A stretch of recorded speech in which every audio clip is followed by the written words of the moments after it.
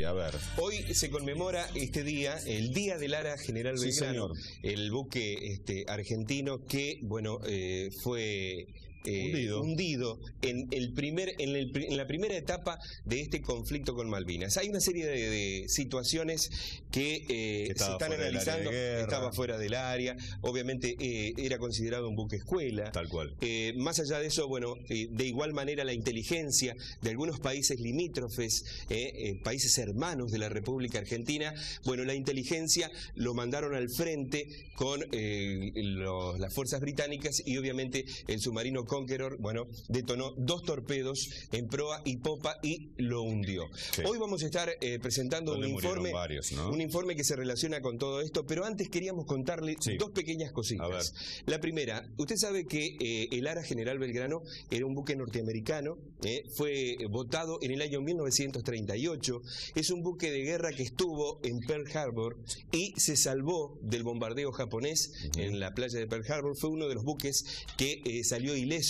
Bueno, tiempo después lo compra el gobierno argentino durante la presidencia del general Juan Domingo Perón, lo paga 7.8 millones de pesos y obviamente lo bautiza, le cambia el nombre, era el USS Fénix, y le ponen el nombre de 17 de octubre. Después de la revolución del 55, las fuerzas que derrocan al general Perón, obviamente eran militares, y vuelven a bautizarlo y le ponen Ara General Belgrano. Esta es la historia de este buque, el cual presentamos porque hoy es su día y así lo recordamos.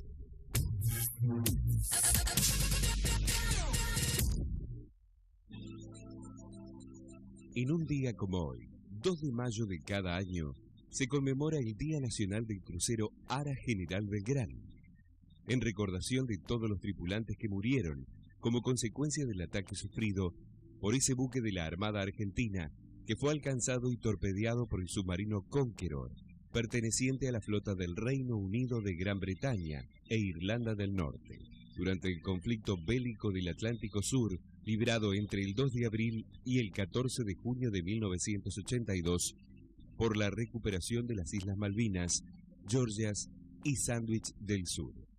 Ese día el crucero General Belgrano sufrió averías de tal magnitud que provocaron su hundimiento, produciendo la muerte de 323 ciudadanos argentinos, integrantes de su tripulación. El hundimiento del crucero argentino permitió a los británicos la superioridad naval en la zona. El hecho generó una polémica en ambos países al haberse producido fuera del área de exclusión establecida por el gobierno británico alrededor de las islas.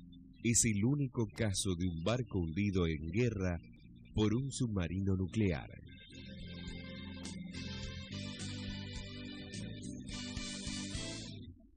Bueno, Cecilia Bayud, bienvenida, sí, hija de Juan Carlos Bayud, maquinista que falleció en el bombardeo al Ara General Belgrano, y Luis Ramírez es cabo también de la Marina, que es veterano de guerra, y que por cierto hoy a la hora 15 arrancó con esto, viene la conmemoración por este día tan particular que comenzamos haciéndolo en programa, en los actos oficiales. Esto va a ser la Costanera Baja, en el mismo monumento de siempre, así que todo el mundo invitado, arrancando por ese lado, ¿no? También hemos hablado de la situación actual, ¿no?, de los veteranos y la preocupación que están teniendo por el tema de salud. Empecemos por lo actual. Luis, contanos un poquito cómo está la situación luego de que el jueves justamente estábamos haciendo producción y cae Luis, cuenta una intimidad, cuando Sergio nos dice, mira, es el día tanto, lo del Ara General Belgrano, bueno, aboquémonos a esto. Justo cae Luis, trae una gacetilla de prensa mencionando la situación compleja que están pasando justamente los veteranos, porque no están siendo atendidos, porque las clínicas le dicen, no, PAMI tiene deuda, no le podemos brindar las prestaciones, y la situación que esto acarrea. ¿Cómo están hoy? ¿Hubo alguna mejoría? ¿Sigue todo igual, Luis? No, mira, al día de hoy nosotros no hemos tenido respuesta de nadie, ni de PAMI, ni de alguien que a nosotros venga a satisfacer lo que el veterano hoy por hoy necesita, que es la atención médica. Ustedes saben bien que ha quedado mucha gente con problemas psicológicos y demás, y entonces hay lugares que no estamos no estamos siendo atendidos, pero es por la falta de pago de PAMI. ¿Sí? Las prestaciones acá se pagan muy poco y a veces nosotros le damos la razón a los médicos de decir, al centro médico de decir, sí, tiene razón. Sí. Porque en Buenos Aires, PAMI al veterano de guerra en el hospital italiano paga hasta 1.000 pesos una consulta. Y nosotros que estamos en el interior, o sea que parece que hubiera veteranos de capital y del interior. No, veteranos solo. Por eso, y eso es lo que ciudadanos de primera y de segunda. Claro, y eso acá es lo que somos pelpercitos. Y acá en este momento nosotros vemos que a nosotros del interior nos están tratando de dejar muy de lado cuando nosotros queremos que verdaderamente la atención sea pareja para todos. O sea que le han negado prestaciones médicas a la mayoría que está en PAMI y no están teniendo prestaciones. Porque, todo el mundo derivándose al Hospital San Martín. Derivado al Hospital San Martín. Va a colapsar todo, sí. Cuando por ley nacional nosotros estamos incluidos en el PAMI. Tal cual. O sea, si no, que nos dejen elegir una obra social y charlaremos. Pero lo que queremos es que nos reciban y que nos pongamos a la altura de las circunstancias. Seguro. Te hago una consulta. ¿En qué rol que ocupabas en ese momento? Vos me decís que sos ex cabo de Marina. ¿Dónde te encontrabas en la guerra de Malvinas? Mira, yo en Malvinas estaba, así como hablabas anteriormente vos, en el tema de la inteligencia de los países amigos. Ajá, entre comillas. Sí. Yo estaba, la mayoría eran amigos, excepto uno. Yo estaba en el pesquero Capitán Canepa, que nosotros éramos digamos, hacíamos rescate de piloto en el mar. Ajá. Sí, estábamos en las 200 millas marinas, navegando siempre a través de lo que era Malvinas. Sí, hay una cosa que yo conocí Malvinas yéndome de Paraná a los 15 años cuando entré a la Marina y fuimos a llevar la pista de aviones que tenía Malvinas, era de aluminio. Esa pista la llevó la Armada junto con la Fuerza Aérea, que se descargaban y en un barco teníamos la pista nosotros, los cajones, y de ahí la descargaban en helicóptero a Malvinas. O sea, yo con 16 años conocí Malvinas. Mamita querida. Luis, una consulta. ¿Cuándo tomó contacto con el crucero General Belgrano? ¿Durante el conflicto del Beagle? Yo tomé contacto, yo fui de pase al buque en el año 76, sí. 76-77. Sí. De ahí estuve hasta marzo, hasta febrero del 82. Yo en el 82 bajo del buque, volvía para ir a Malvinas. Yo llego 2 horas tarde, no pierdo el buque porque me dijeron que se iba a las 8 y zarpó a las 6. Y tal es así que embarcan a un compañero mío con el mismo apellido y nombre, y nada más que el segundo nombre cambiado. Mira vos. Cuando pasa lo que pasa con el crucero, a mi familia acá le avisan que yo había quedado Entonces, o sea, tu familia te daba por muerto. Exacto. Y estabas en combate. Y yo estaba yendo al rescate de la gente del Belgrano con el pesquero. ¿Y cómo se articuló justamente a través de los pesqueros o el resto de las embarcaciones que estaban en la Marina, el rescate del personal del General Belgrano? Y el rescate se articula a la vez que el buque llevaba dos apoyos, que eran 2 destructores, que bueno, al hundirse el barco tienen que salir de zona y tratar de mandar buques que no tuvieran artillería, porque claro, nosotros éramos sobrevolados como pesqueros, éramos sobrevolados por helicópteros ingleses. Tal es así que en un sobrevuelo y en un tema que quedó también en el olvido, hunden al Narval. El Narval era un pesquero que tenía gente nuestra y lo hunden.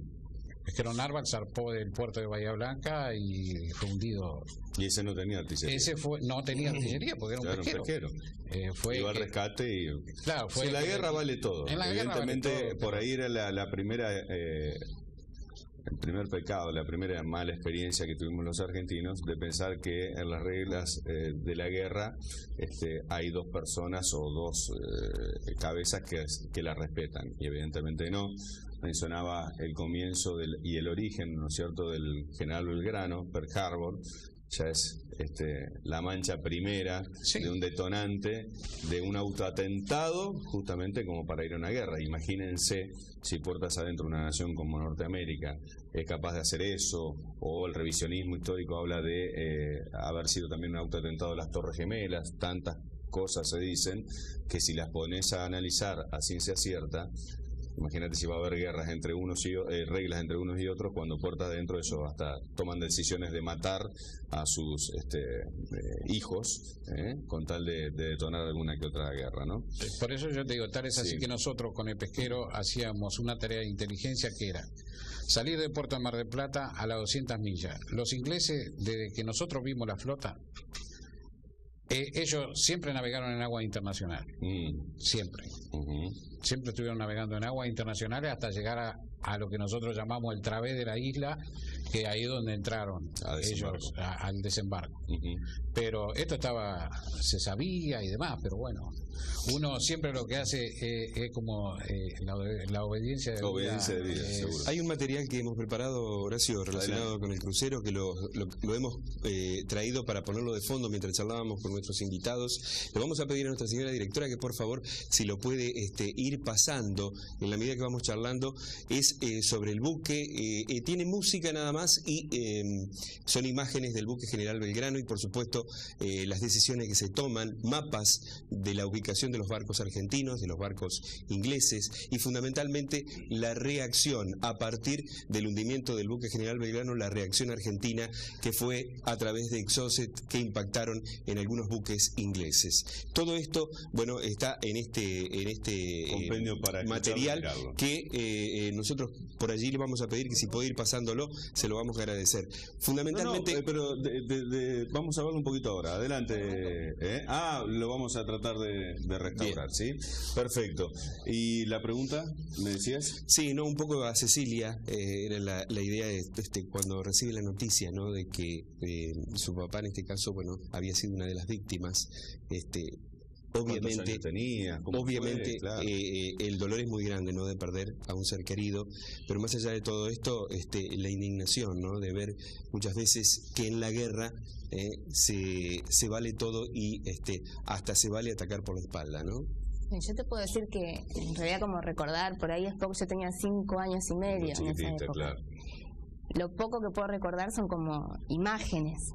Nosotros vivíamos en Punta Alta, cerca de la base de Puerto Belgrano, y de ese día, a ver, lo que yo me quedó grabado patente sí es la imagen de mi mamá escuchando las noticias por la radio, acompañada de una vecina. Y yo recuerdo de mirar a través del agujerito de una puerta. Habré estado en mi habitación, no sé, no recuerdo bien, pero bueno, la miraba a mi mamá a escuchar las noticias por la radio. Después es todo como muy confuso, yo no recuerdo bien en el momento en que vienen a avisar de que las tareas de rescate ya no siguen.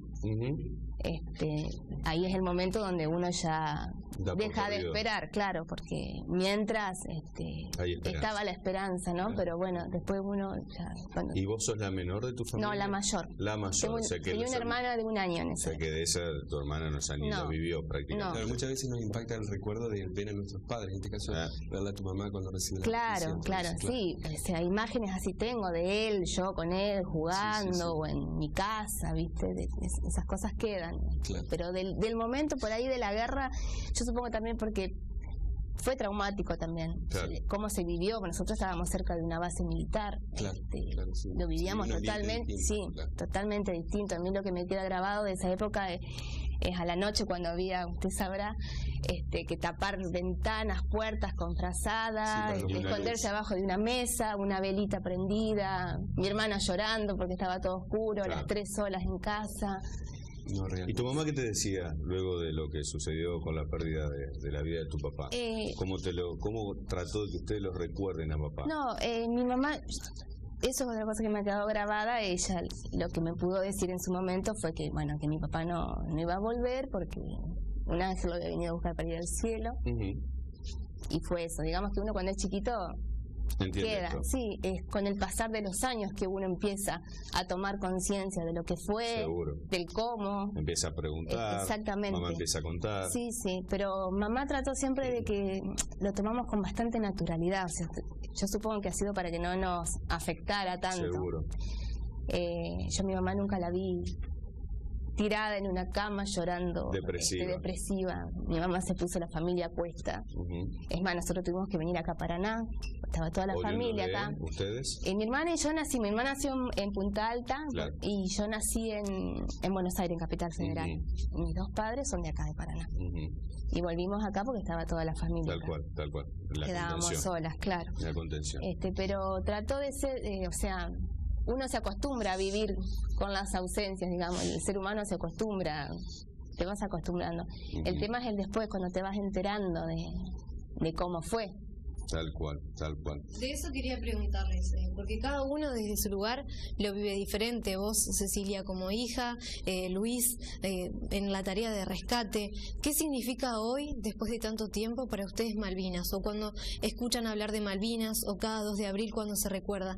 ¿Qué significa para ustedes revivir este momento? Mira, a veces uno lo ve desde el punto de vista que la guerra no es buena. Pero yo que conocí Malvinas en tiempo de paz y que estuve en guerra, ese territorio no tenemos que seguir adelante. Era lo que charlábamos hoy con el tema PAMI y todas estas cosas, tratan de desmalvinizar.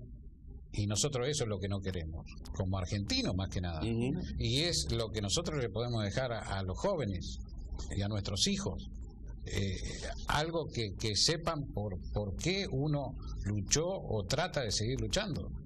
Tratamos siempre la ampliación del espacio territorial marítimo para la Argentina fue muy importante,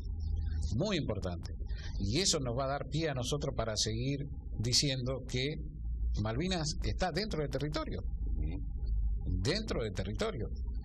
como tenemos la Antártida, como tenemos nosotros los marinos que hemos estado en muchos lugares, porque yo he estado en la Antártida, conozco todas las bases, y uno dice, es territorio que es nuestro. Entonces, Malvinas es un sentimiento. Vos sabés que la otra vez mostrábamos una nota interesante de un kelper que en realidad entendía de que esto que vos decís era cierto. Y cansados también de ser kelpers, que son ciudadanos de segunda, un poco como que, vamos a decir, hinchaba por la Argentina, ¿no? Va a hablarlo mal y pronto. Finalizada la batalla, en donde, bueno, se queda con el terreno Inglaterra, los mismos vecinos, Alejandro Bettel se llama, prácticamente le hicieron un vacío tal a esa familia que se tuvo que venir al continente, se vino a Argentina, se radicó en Córdoba, y fue una historia muy linda y rica lo que contaba acerca del fanatismo que se vivía, porque en principio, claro, los kelpers siempre repudian eso de ser categorías de segunda, ciudadanos de segunda, que están allá, olvidados, que casi ni autonomía de decisiones tenían, y luego en Malvinas empezó a aflorar ese sentimiento de localía que ellos mismos tienen hoy, a diferencia de lo que era antes del conflicto en Malvinas. Digo, como para contar un poco de historias, que no todo es tan blanco y negro, sino que en el medio hay personas, y hay personas con criterios que pueden entender una cosa u otra, pero bueno, están en un contexto y una historia determinada, ¿no? Claro, por eso digo, antes de la guerra, antes de Malvinas, muchas veces... los mismos kelpers, si se hubieran negociado, capaz que decían, che, vengan para acá. En Malvinas mismo... Uno nunca sabe cómo hubiera sido. En Malvinas mismo llegaban nuestros barcos a dejarle a ellos todo lo que era víveres, todo lo que era... nuestros barcos entraban a Malvinas al reabastecimiento de esa gente que estaba en ese lugar. Tal vez haberlos tomado por la fuerza fue lo que hicieron pararlos de distinto modo. Diplomáticamente a lo mejor hubiéramos podido ganar una batalla interna, ¿no? Sí, pero en esos momentos teníamos, como muchos decimos, que no eran osados, eran tontos. Tal cual. Feliz día, si se puede decir de alguna manera, y muchas gracias, ¿sí? Gracias por la valentía y la valentía de tu papá, gracias por tu enorme también valentía, porque estuviste ahí tenés la oportunidad que no tuvo el papá de ella, de contar esta historia, y creo que también hay una especie de revisionismo y de revalorizar, ¿no es cierto?, lo nuestro, y Malvinas es una herida que no va a cerrar nunca, eso es evidentemente hasta que no vuelva acá. Así que, bueno, muchísimas gracias. Bueno, nosotros queremos darte las gracias y que la gente sepa que dentro de lo que tenemos hoy, nosotros tenemos veteranos de guerra que son sobrevivientes de crucero, que los pueden ver en cualquier momento, están en la ciudad. También tenemos en Oro Verde Gianotti, que falleció, que en este momento se está haciendo el acto. Tenemos entrerrianos que han puesto su pecho. Han puesto el pecho. Héroes que caminan entre nosotros. Sí, señora, ahí está. Ceci, muchas gracias. No, gracias. Cecilia Bayut, hija de Juan Carlos Bayut, y Luis Ramírez, ex cabo de Marina. ¿sí?